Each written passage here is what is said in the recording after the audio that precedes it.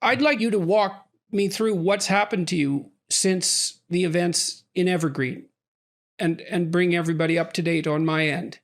So, man, maybe you could start with what happened at Evergreen, although I suspect many of the people watching this do know. Does that seem reasonable? Sure. Yeah, we can start there. I think we should probably err in the direction of being sparse with the details and see where it leads us. Yeah. So in 2017, I was teaching at Evergreen, as was Heather, my wife, and she was literally Evergreen's most popular professor. I wasn't too far behind. I was very popular as well. Our classes were always overfull, and we accepted more people than we had to and had to turn some away anyway. And then in actually 2016, the new president of the college, George Bridges, began an initiative or a set of initiatives surrounding diversity, equity, and inclusion. And these initiatives included the impaneling of a committee that was supposed to look into racism at the college, its impacts, and to propose solutions. And as it became clear what they were alleging and proposing, Heather and I became very alarmed. And I began to speak out, at first in faculty meetings, and then when the ability to speak out in faculty meetings became non-existent, I took to our faculty and staff email list to talk about the threat to the college that was created by these initiatives. And that, of course, brought about exactly what you would imagine, which were accusations that I was motivated by some kind of racism or white supremacy or white fragility, or who knows what the accusations were exactly. But in any case, I fought back anyway. And my sense was I had tenure and I was well liked and I was well known at the college. I'd been there for 14 years. And so I didn't think they had the power to get rid of me. And that gave me the ability to say what needed to be said about these proposals.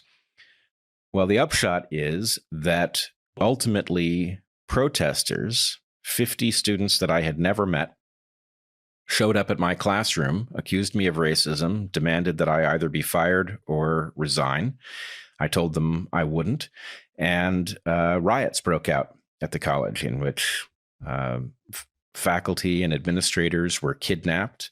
I was apparently hunted car to car on campus by protesters.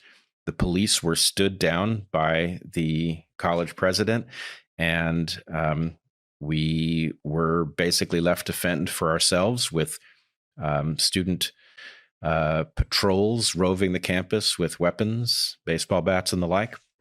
So it was a chaotic scene. There was a lot of interest in it because it was very colorful. But of course, most people back in 2017 dismissed this as, yes, an overreaction, but you know how college students are. And those of us who saw it up close knew that that couldn't be the case, that it would ultimately spill out into civilization. And we, of course, were right. And now it's everywhere. We see it taking over institution after institution. In the US and Canada, we see it making tremendous strides in government, and there's no telling where it ends. And what is, I mean, I have a bunch of questions that come out of that. I mean, so I'll lay out three. Why in the world did this bother you enough so that you took a stand, especially given your political leanings? Because you were, which I'm not criticizing, by the way, I'm just stating that it isn't obvious to begin with why it would be you that would take a stand, say, rather than someone else. But you did, and so I'm curious about why. And what is it that you saw coming?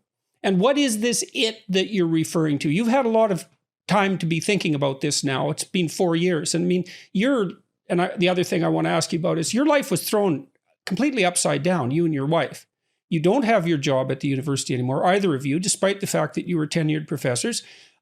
It's not an easy thing to get another toehold in academia once you've been a tenured professor somewhere, especially if you've gone through what you went through, because no hiring committee anywhere is going to give you any consideration once you've been tarred by scandal, regardless of what your role in it was. They're far too conservative to ever do anything like that. And so, okay, so I don't know if I can remember the order in which I asked those questions, but I think the first one was, why in the world were you compelled to object? And what is it that you were objecting to, do you think? Well, it's a funny question for you to pose to me, because I have the feeling that the answer will be entirely native to you. I literally don't believe I had any choice. People frequently ask me why I stood up, and my sense is, if I think through the alternative, I simply can't live with it. I can't sleep. Yeah, right? but that doesn't seem to bother most people. So I don't get that. Well, like, why you? Well, right. I mean, I guess that's the thing I'm discovering. So you alluded to my political leanings, and you and I both know what you mean by that. I'm a liberal, and I describe myself sometimes as a reluctant radical. By that, I mean that I believe we must engage in radical change if we are to survive as a species. But I also know that radical change is very dangerous. And so it's not like, I find most people who would call themselves radicals feel like radical change is always called for. And I don't. My sense is, I hope to see change that makes civilization good enough that I get to be a conservative, that I get to say, actually, we're doing so well that we have no choice but to preserve this. If we try to improve it, we'll mess it up. That's where I want to go. But what I'm discovering is that the bedrock of my liberalism is nothing like the underpinnings of the so-called liberalism of most of the people on the left side of the political spectrum. My liberalism comes from a sense that, yes, compassion is a virtue, but that policy must be based on a dispassionate analysis of problems. It is based on an understanding that the magic of the West comes from a tension between those who aspire to change things for the better, and those who recognize the danger of changing them at all. And so in any case, I think the short answer is, we look around the world and everybody makes arguments that sound as if they come from first principles, but most people do not arrive at conclusions from first principles. If they extrapolate at all, they don't do it very well. And that results in a severe compartmentalization of thought. And that means that when confronted with changes that threaten a system on which we are dependent, most people don't recognize it. And if they do recognize it, they wouldn't know what to do about it. So how can I put it in plain terms?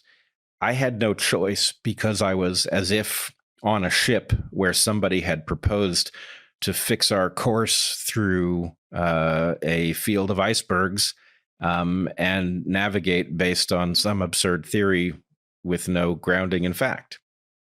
Somebody had to object. And I was a little surprised at how few and far between the objectors were. But, if I'm to be totally candid about it, at the point that things went haywire at Evergreen, I had watched video of you reacting to protesters in Toronto. And it had made so much sense to me at a number of different levels. I recognized you as somebody who knew that although the initial proposals were arguably symbolic, that they were connected to things that ultimately were very much about an exercise of power and a transfer of well-being, and that it was therefore, you felt obligated to stand up and say no, which resulted, as you know better than anyone, in you being mocked for overreacting. And then here we are years later, and it turns out that you saw with absolute clarity what others couldn't even imagine. Yes, but I certainly didn't see what was going to happen to me. Right. With clarity, so being right. quite I don't a strange route. It wasn't possible to see what would happen with specificity to you. But am I correct in seeing that you knew that something very dramatic was likely to come from your standing on principle, and that didn't provide any license to do anything but make that stand? I really can't say, you know. It's a while ago now, so that's part of it. But so much has happened to me that's been so strange in the last 4 years that I have a very difficult time making any sense of it. I can't even really think about, especially the last 2 years, I can't really think about them in any consistent and comprehensive way. I mean, my family situation has been so catastrophic, and my illness and my wife's illness, it's just been, although she recovered completely, thank God, it's just been so utterly catastrophic that my thinking about it is unbelievably fragmented. And I'm struck dumb still to some degree by all of what emerged as a consequence of me making the first videos that I made. You know, I went downstairs, talked to my wife and my son. My son was living at home at that time, temporarily.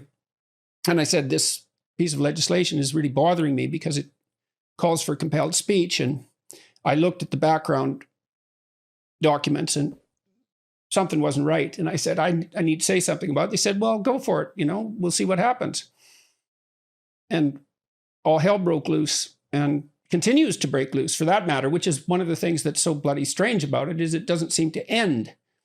And I would have thought when it first started, I thought, oh, well, you know, I'd be a flash in the pan for a week or something, or 2 weeks or a month or 6 months or a year or 2 years, but it doesn't stop. And I really can't understand that. It's beyond my comprehension. Now, I guess it's partly because I continue to communicate my thoughts to some degree, even talking to mainstream media people, although increasingly less, and perhaps not at all from here on in. I mean, I had an interview with the London Times 2 weeks ago, 3 weeks ago, it was published. And, you know, it was just another complete, absolute bloody nightmare for my family, my daughter in particular, because they took her to task in an extraordinarily nasty way.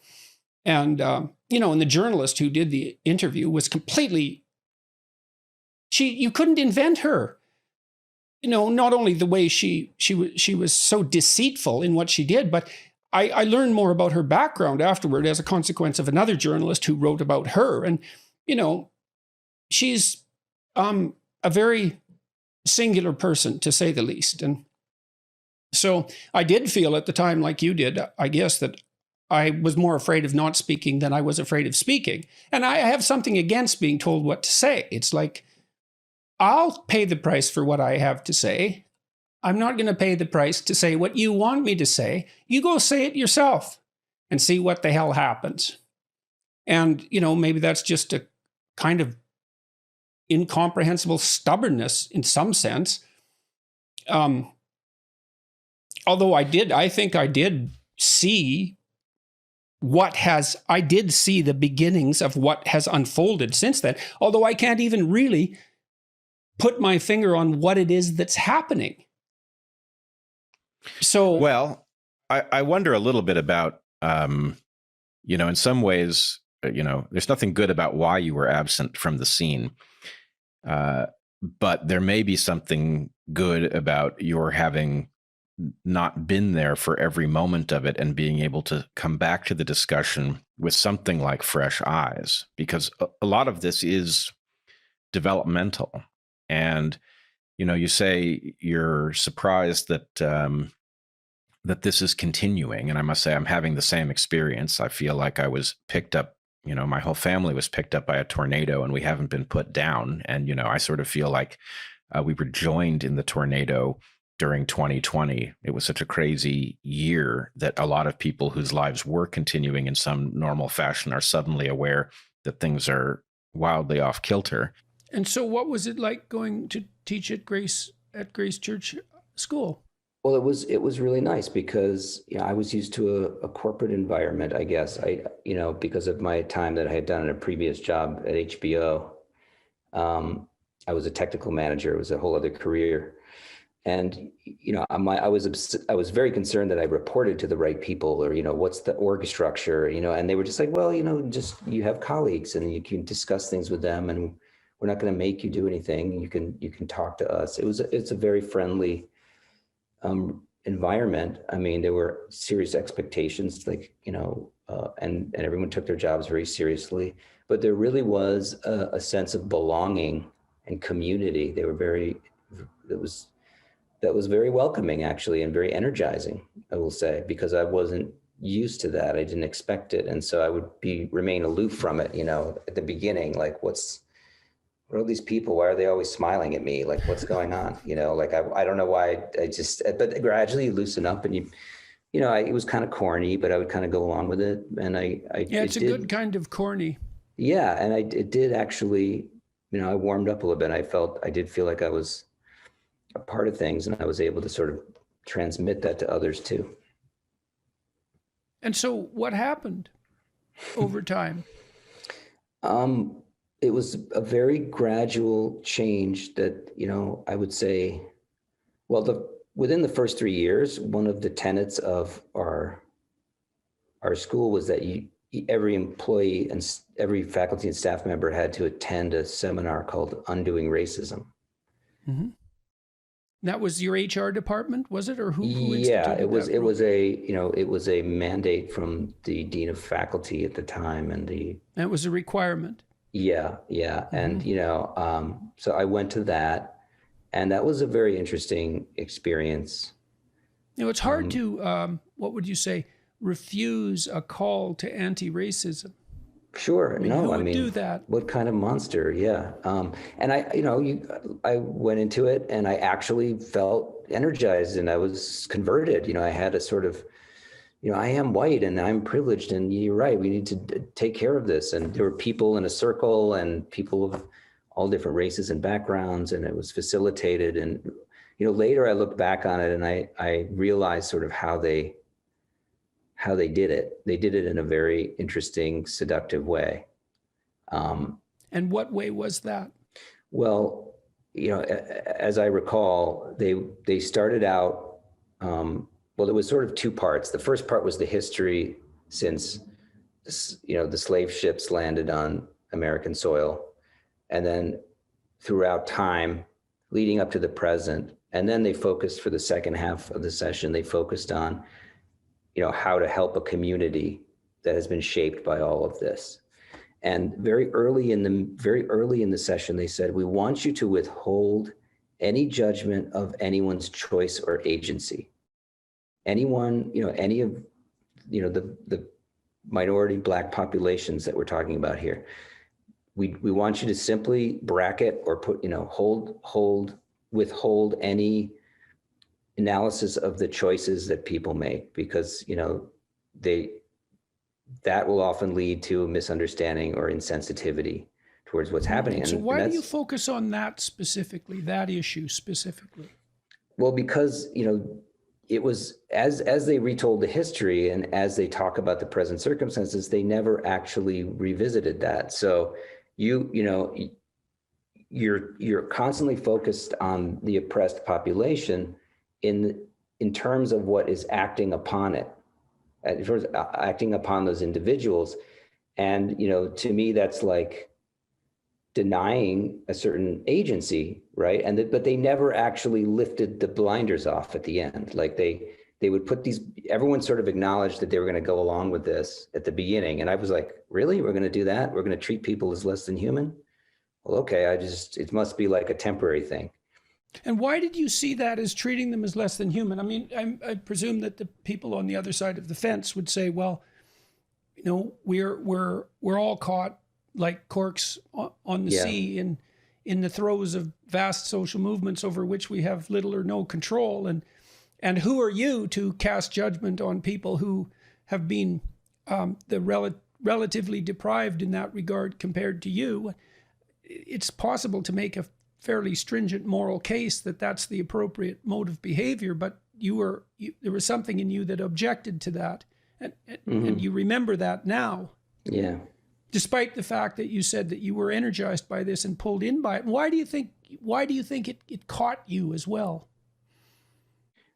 Well, it was a social thing, right? It's the people in a circle, and people are talking about their experiences, and people are saying, as a Black person, this has happened to me. And at one point they actually, and it's empathy, right? You care about people. You feel, if you're sitting face to face with someone, of course I'm going to be sympathetic and empathetic, and people are narrating. But the problem, I think, is generalizing that to groups, and getting you to make a different set of assumptions about those groups based on a sort of selective way that the empathy is leveraged, I would say. Well, there's also the implicit, what would you say, the implicit perceptual and categorical structure that comes along with it, which is the a priori assumption that the appropriate classification for human beings is by group. Yeah. And that's so implicit, but so pervasive that it, in some sense, never needs to be stated.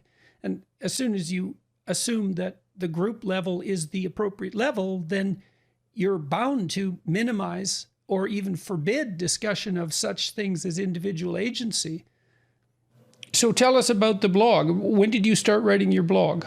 In July 2019.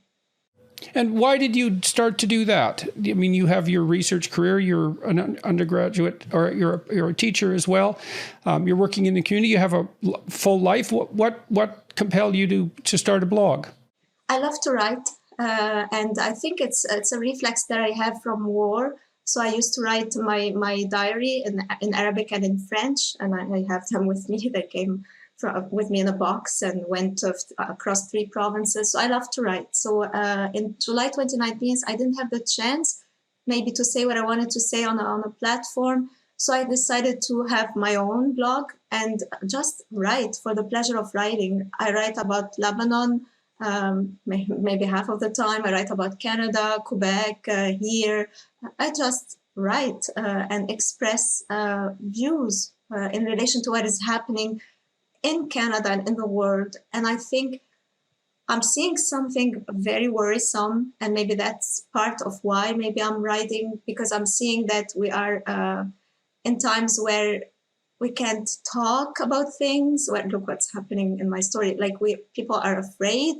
They may think things when they are at home privately, but they may not express them publicly, or maybe because of, political correctness or whatever. I'm not that type of person. Like what I write, or Bambi, the name of the person writing, is actually the meaning of my first name, Rima. It means a little deer in Arabic, and Bambi is that deer. So Bambi's afkar are Bambi's thoughts. So I what I write is actually whom I am, what my own thoughts privately and on that blog. I sometimes write maybe, personal things about birthdays of loved ones or whatever. It's a blog, right? So that's it. And what kind of audience does your blog have? Well, at first I thought it had maybe 10 people, maybe first myself, I was writing for myself, but I thought family members. And then when that story happened, for once I searched, I usually don't have the time to do that. And I thought it was like really getting 2,000 on one day. And then I don't know, another day I checked 500, something like that. I thought, oh my goodness, I was really thinking, I'm writing, I'm using during the pandemic, my in-laws or my parents sometimes with some issues, or writing about the Beirut explosion. I interviewed friends about what they are going through with the financial crisis, things like that. Right. So it had expanded beyond the small number of people that you had assumed were reading it. Absolutely. Exactly what happened to you. So you were living what I would presume was a pretty comfortable and happy life, as you've described, being a teacher and a researcher. You spun off this blog on the side. And then what happened? One day you were notified by the university.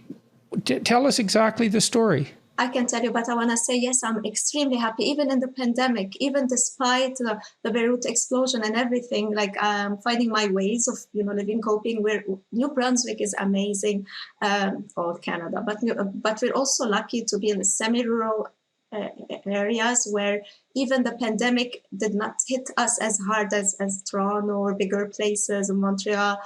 So in that sense, I was all okay until that February 22nd, where I can tell you that story because it's my story, that's my part. So, and it's in the media actually. I was having symptoms of actually like COVID-19. I wasn't sure, and I was very, very, very sick. I usually run fast and jump and go on the stairs, and I couldn't take the stairs. I would stop. Couldn't breathe.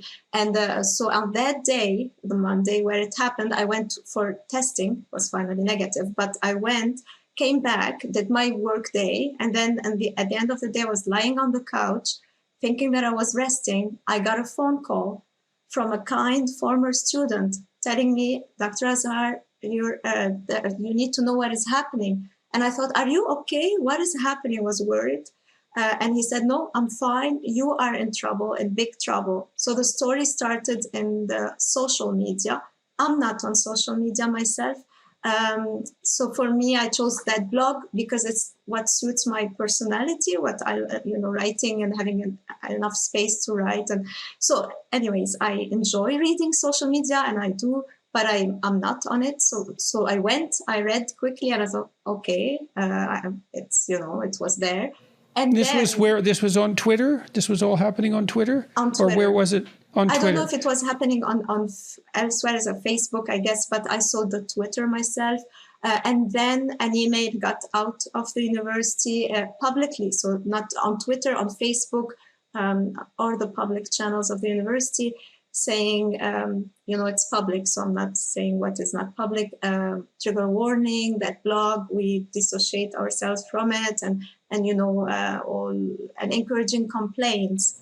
Okay, so what were people saying on Twitter, and who was it that was saying it, and how many of them were there? Do you know? A lot, and like it was a big thing on social media. Like, and there has been also at one point, a threat of violence on social media and things like that. So it was then, I don't want to forget that part, when there were 3 student organizations asked for my removal from my position at my university, and also affiliations elsewhere, like University of New Brunswick, Université de Moncton as well. So it got really okay, big. So I want to zero in on this. So there's some students primarily on social media, on Twitter primarily, and they're complaining about your blog. Yes. And they're students who are part of student organizations. And then the student organizations themselves, 3 of them, are contacting the people that you're working for or with, suggesting that you're not the sort of person they should be associating with and asking for your removal. Exactly. Now, you said there were lots of students doing this. And I'd like to get an estimate of something like a number. So does a lot mean 500 or does it mean 5?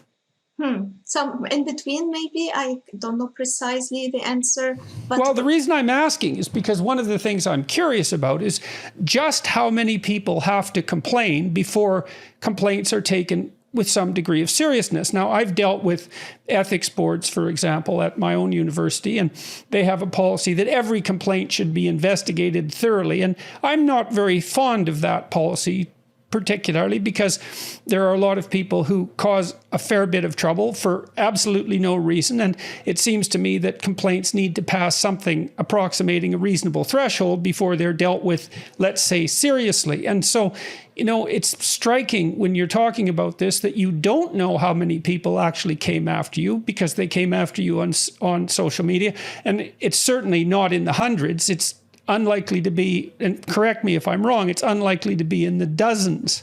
Is it 10? Is it 15?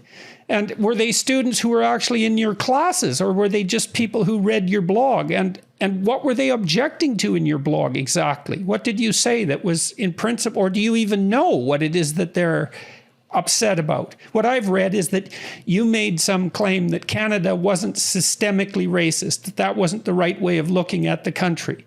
And and to me, that means now, is that the case now that at a university, if I stand up and say that I don't believe that the lens of systemic racism is the proper way to analyze Canada, especially compared to other countries, that now I'm so reprehensible that I deserve to be suspended if a couple of people object? Is that the situation that we're looking at? Or am I being too hard on the university? Well, I think it's hard to answer that question. I know.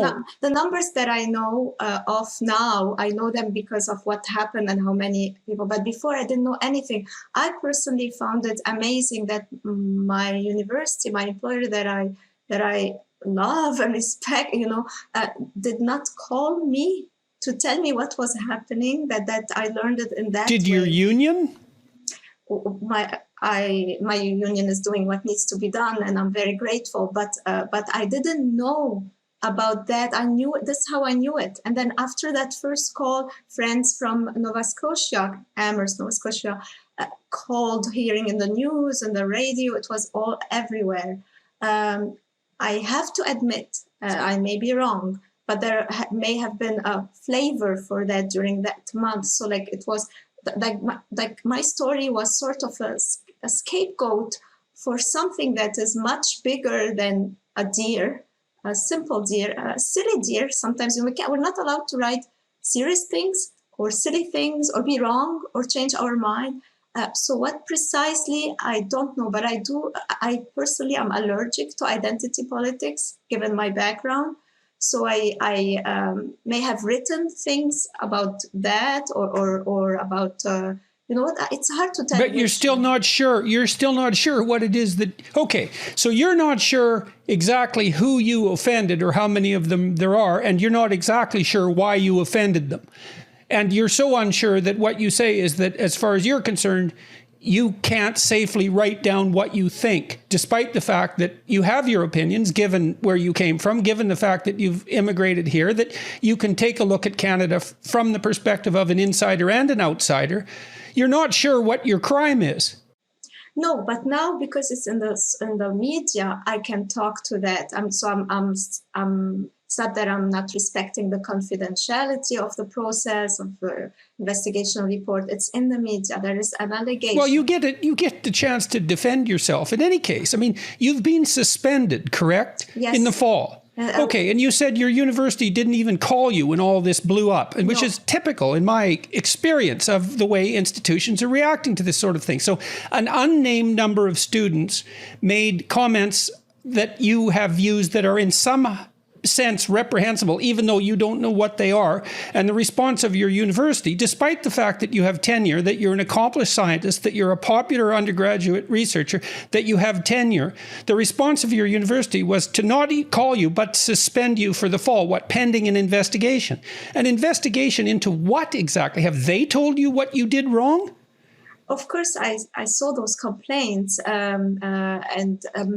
I can tell you, I think that part I can say it, is most of them are related to the blog, and that's fine. People have the right not to like what you say, what I say, what anyone else is saying, that's fine. But when we get into false allegations, it's a different story. There's also a difference between having the right not to like what you say on your blog and aggregating behind your back and conspiring to contact all your employers and to insist that you be removed because you're reprehensible and hypothetically a danger to the, let's say, the safety of students, and to have you removed from your position and have your reputation dragged through the mud and have you exposed in the media. I mean, that's not merely not liking what you said. That's an all-out attack. And it's amazing to me that this handful of students, an unspecified number, has the power to move the administration to produce such a dramatic response.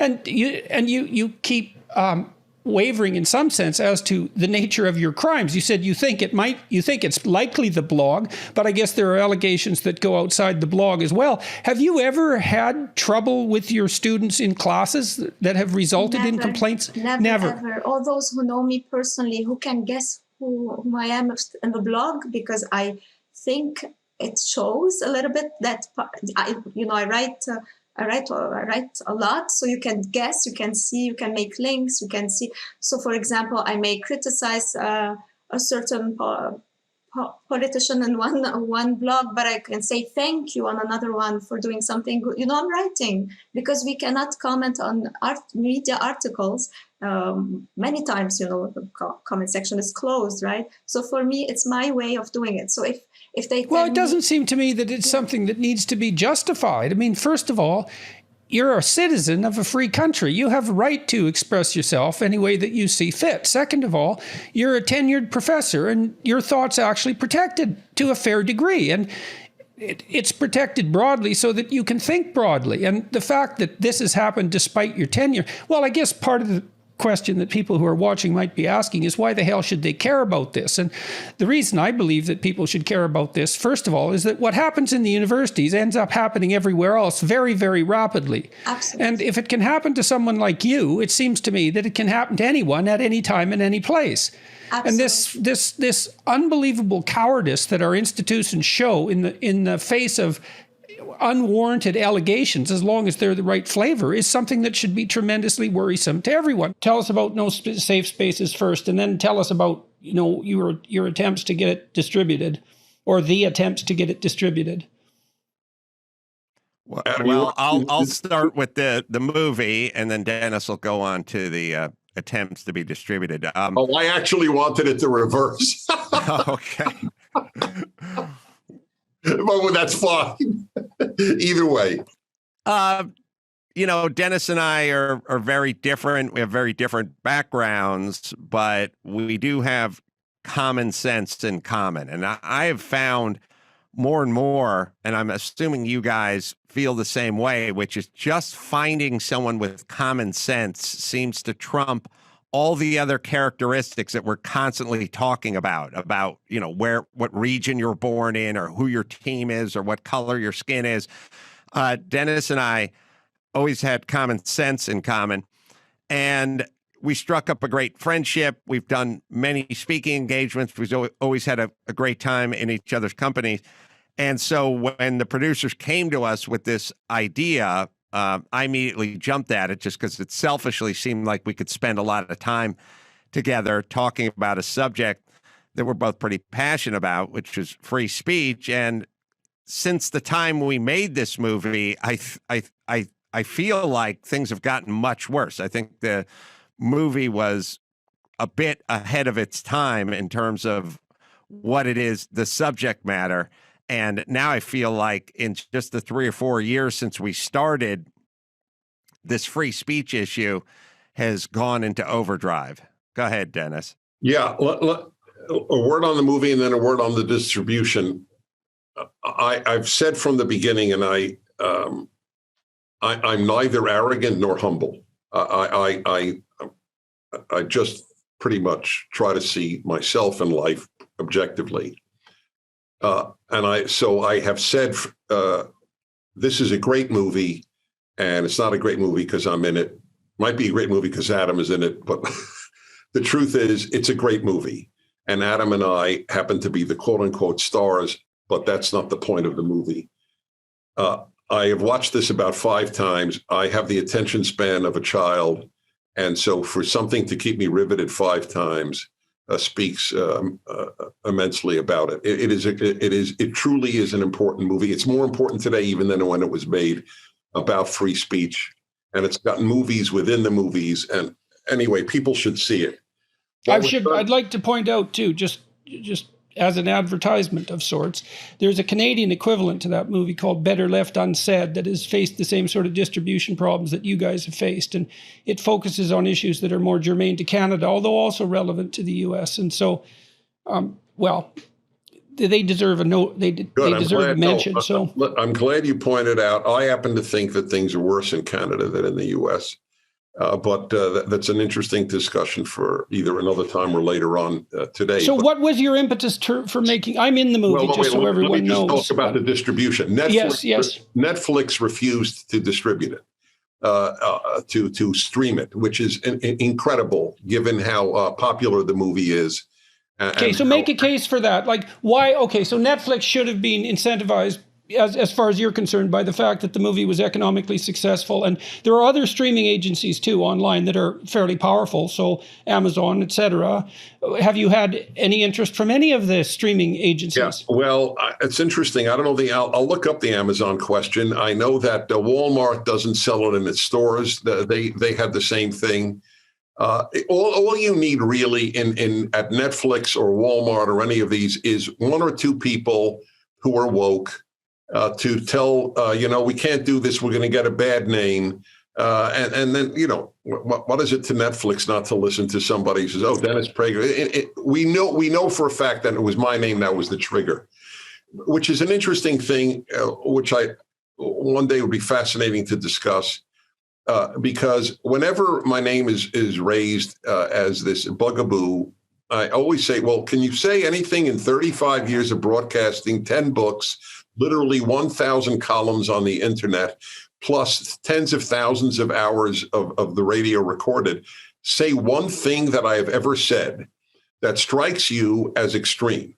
And so there's never an example. There's literally never. The New York Times did a piece on me. They couldn't find one sentence. They made up something, in fact. They said Prager suggested, and I always tell people, if they don't say said, don't believe the line. Suggested is the New York Times, not what I said. And then they had no quotes. But anyway. I've had the same experience, Dennis. I have hundreds of hours of. Of course you have. I know that. I can't find a thing you've ever said that isn't ennobling. I love your work. I wrote the introduction to your biography. I had this experience as well, and then I have another thought, which is I got into a lot of trouble and I got out of favor with critics because it was widely said that Adam Carolla said women weren't funny. Now, this is perfect, and you guys have experienced a version of this. I did an interview years ago, and the person said at the end, who's funnier, men or women? And I said, well, I think men are. I think it's based on them trying to have sex, essentially. So they had to exercise that muscle a little bit. But I know many female comedians that are funnier than any guy ever went to high school with. That then turned into Adam Carolla said women weren't funny. And then they just ran with it. And that's up there with look, it's pretty credible what you say, because my sense is that there's been a couple of things I've said that have been blown up in the press, and they were exaggerations of the sort that you're describing, taken out of context. I think that in the current climate, if you've ever said anything reprehensible on public record, that you will be slaughtered for it. And so if you haven't been slaughtered for it, the probability that you haven't said anything reprehensible is pretty damn high, because people are combing over the utterances of people like you, trying to find a smoking pistol. I don't know if you can comb over things to find a smoking pistol, but I was at a Senate subcommittee on the suppression of free speech, testifying about what's happening to PragerU, where hundreds of our videos are placed on the restricted list, meaning if you have a filter against pornography and violence, you actually can't see the video. So one of them was, in fact, one that I had given. I only give 1/10 of the videos. 90% are other people. But I have given a number of videos on the 10 Commandments, for example. And so Senator Ted Cruz asked the representative of Google, why did you people could see this on YouTube? It is still there.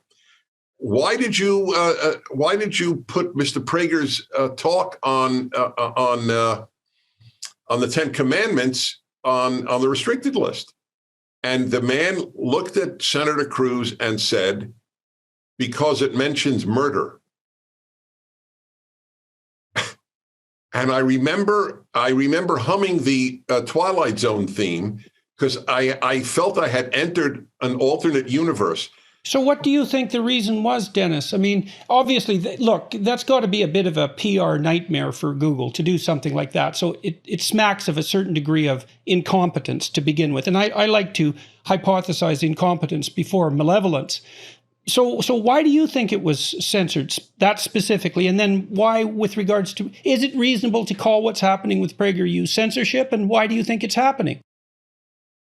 Because, well, I'll tell you I'll answer the last one first, and this will help you realize that I think there's more malevolence than incompetence. There is never an instance in the history of the world, and this is my field of study since I was in graduate school at Columbia. That's why I studied Russian, was to read Pravda and visit the Soviet Union on multiple occasions and other communist countries. There is no instance in world history that is since the Russian Revolution of the left gaining power and not suppressing speech. Liberals are for free speech. Conservatives are for free speech. The left has never been for free speech. Okay, so let me ask you a clarifying question there, all right? Because, you know, I'm a Canadian, and I suppose, along with the Scandinavian countries, we're tilted a fair degree to the left compared to the US. And so, I mean, freedom of speech is in reasonable shape in our countries, those countries that I mentioned. And so when you talk about the left, tell me more specifically what you mean and how you would define that particular because you're not talking about the Democrats per se, I can't imagine, or perhaps you are. The Democrats used to be, I was a Democrat. The Democrats used to be liberal. The Democrats, when I was a kid in the 70s, Nazis, real Nazis, not people they just call Nazis, real Nazis with swastikas, demonstrated in Skokie, Illinois, because a lot of Jews lived there, especially Holocaust survivors. It was a particularly vicious act. And Jewish groups, the ACLU, liberal groups, the Democratic Party, all defended their right, because in America, anybody could say anything except yell fire in a crowded theater. That is no longer the position. You look. Why did you get in trouble? And I've wondered about that for a long time. Okay, so if you're wondering, I'm not. You said something the left didn't like, that you were not going to be told by the government what pronoun you will use. We need institutions that we can respect and that hold up the standards that have made them what they are. And if they fold, well, how can you expect normal people, say, not to be cowed and intimidated by the same tactics? Absolutely. Actually, there were two other episodes on my mind, one of which sort of confirmed my theory about what was happening in your case, the other of which suggested different sorts of motivations. So one of them was a case that occurred around the same time as yours, which was a case of a research fellow at St Edmund's College here in Cambridge, who was doing research. He was a sociologist, a very well-known, respectable sociologist. He had his work profiled in The Economist, in top journals. He was fired because there was a mob protesting about his associations, conferences he'd been to, journals that he published in which other people that they found distasteful had published in, and so on. Again, he'd done or said nothing illegal. That was one case, which again, I think illustrates the sorts of pressures that I think were being brought to bear. And what were the topics for that? The topics of race and intelligence. Yes. Well, the intelligence literature is rough. That's for sure. I mean, the whole thing was so chilling, Jordan, because it was decided by an inquiry that was kept secret. Nobody's going to know what the evidence was in this inquiry. So the whole thing was terrifying. The other case was slightly different. So there was another case that concerned me, which was a case where it was an event for the Palestinian Society, where there was a chair from that society, which the university threatened to shut down because they were worried that the chair might be an extremist or something. She wasn't at all. She was a respectable academic from SOAS, and the university imposed its own chair on that. Now that was slightly different because that was responding to another threat to free speech, which is the government's legislation on prevent and anti-terrorism.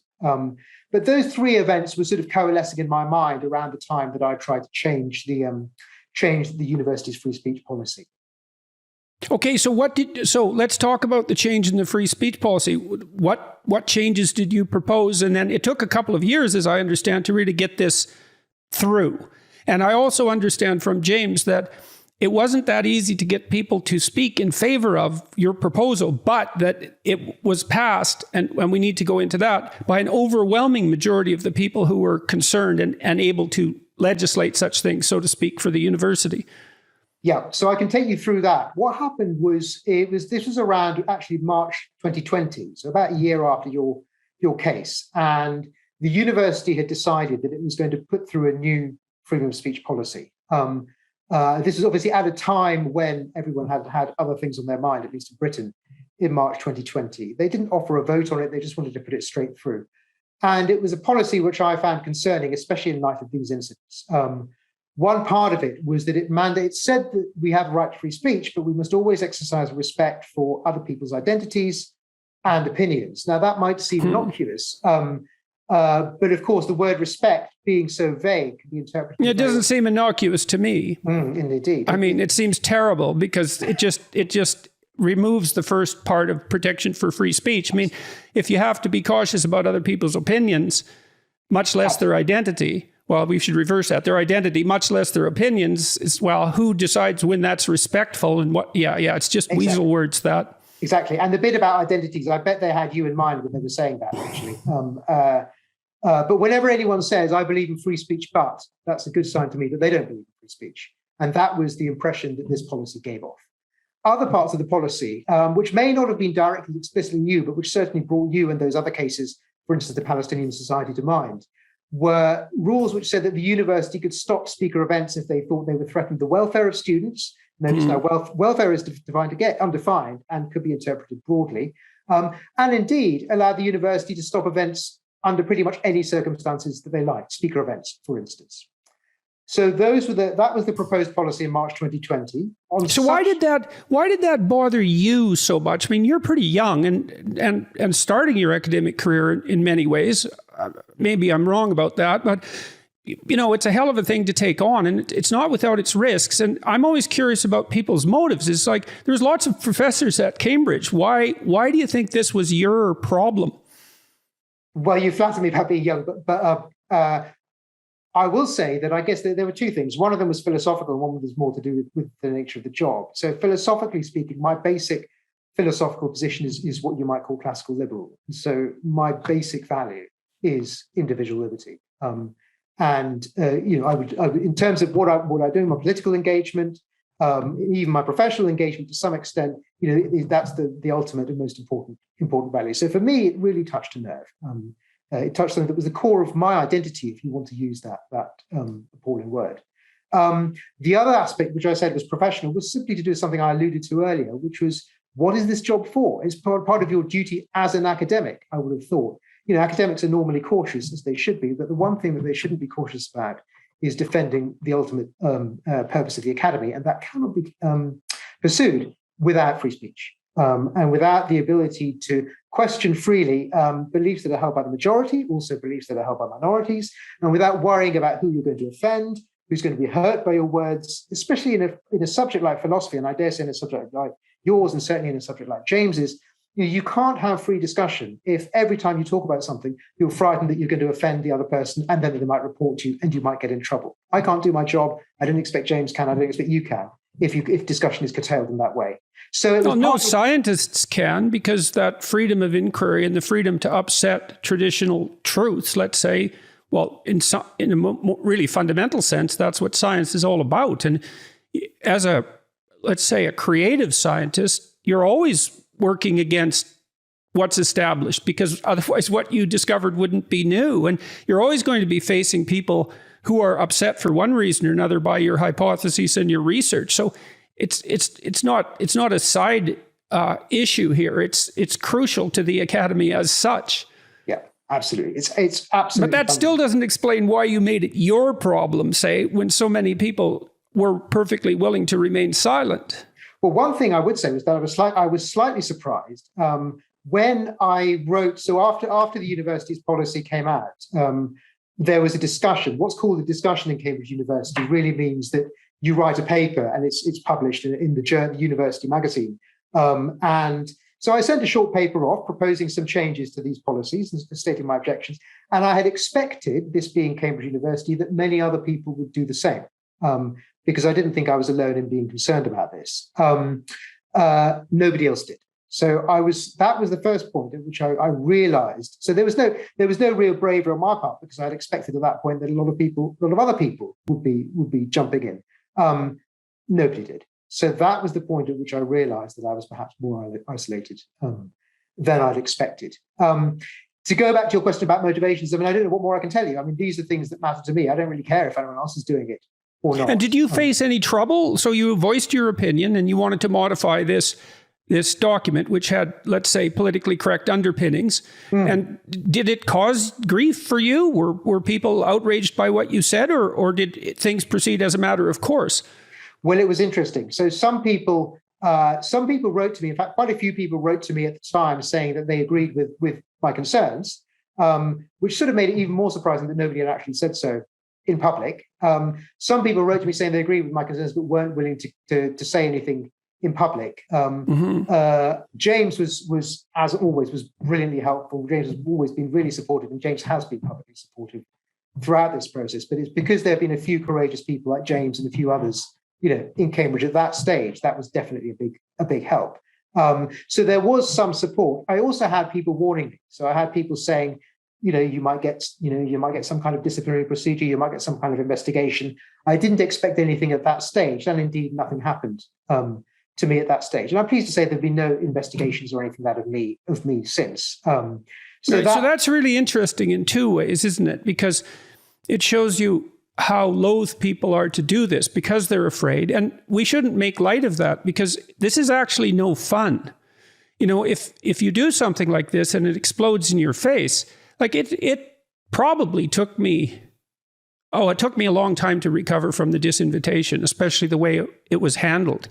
And my health and my wife's health were extremely compromised at the time. And so it came at a particularly bad time. We had just received news that she probably had terminal cancer. And so this came on top of that. Now, luckily that she survived, thank God. But, it was a harrowing time.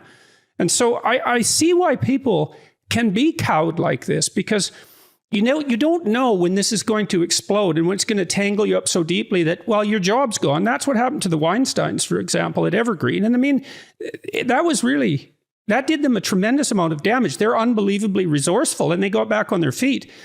And they were a husband and wife team, so they had each other, and that was good. But not everybody can do that, and you can get seriously taken out if something like this goes wrong.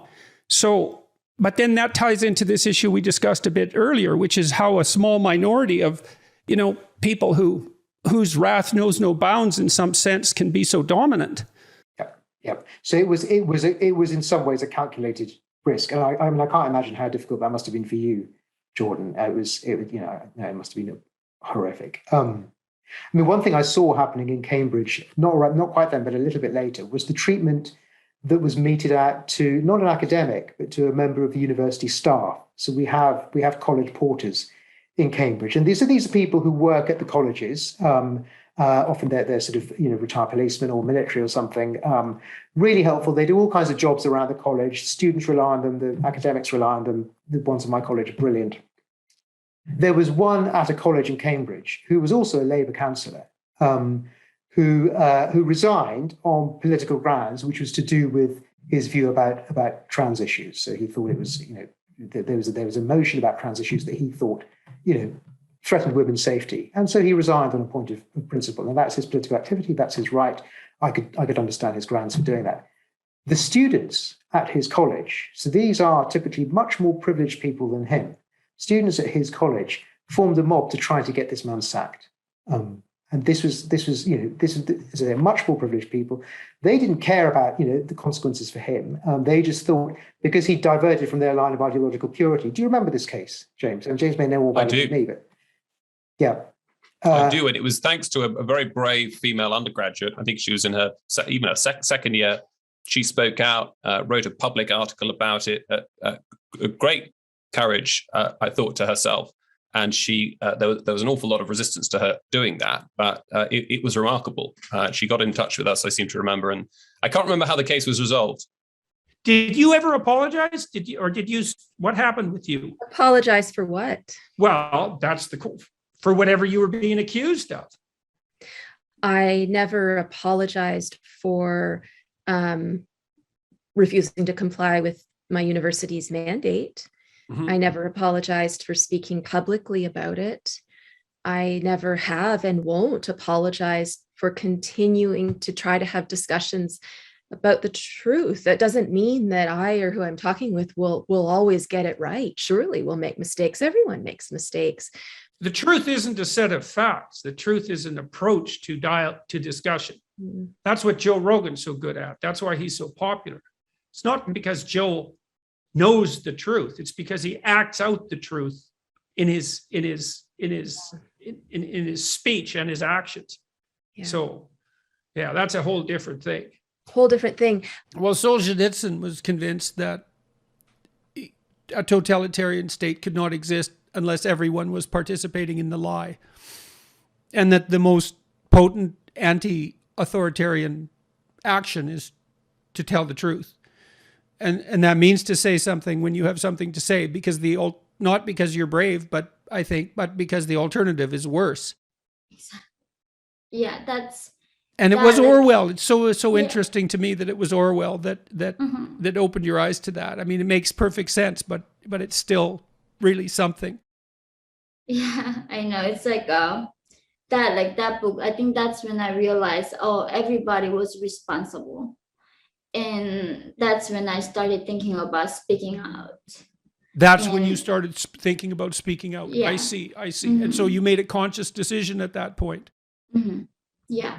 I Why? knew Why? because I knew the price of silence. Because like that was a price we were paying, right? Like not even knowing. Like that's the thing, like when people say like, why no revolutions? Like, because we don't know we are slaves in North Korea. How do you fight to be free when you don't know you're a slave? And that's a different thing. Like the fact that my people don't even know they're oppressed, that's the thing. Like what kills me to this point about my father is not like of course I would be grateful he ever lived in freedom even one day. But the heartbreaking thing is he didn't even know life could be this free and life could be this beautiful. He didn't even know that. Like life could be so different for other human beings. I just wish he knew before he goes, so he doesn't remember this life so hard, is filled with sadness, And that's the thing with North Koreans, we are talking a different degree of oppression. They don't even know life can be this way. And yeah, so that was my time of understanding what happened and started believing in this freedom.